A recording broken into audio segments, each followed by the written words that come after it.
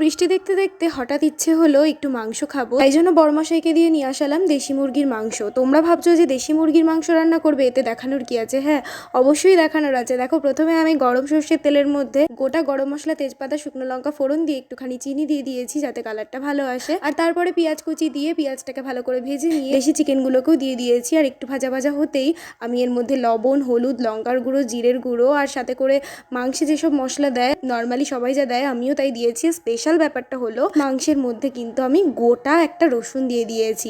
বিশ্বাস করো, দেশি মুরগির মাংসে না এরকম গোটা রসুন দিয়ে খেতে দারুণ লাগে। আর তারপরে ভেজে রাখা আলুগুলো দিয়ে একটুখানি গরম জল দিয়ে দিলাম, আর তারপরে গুঁড়ো গরম মশলা দিয়ে ঢাকা চাপা দিয়ে দিলাম।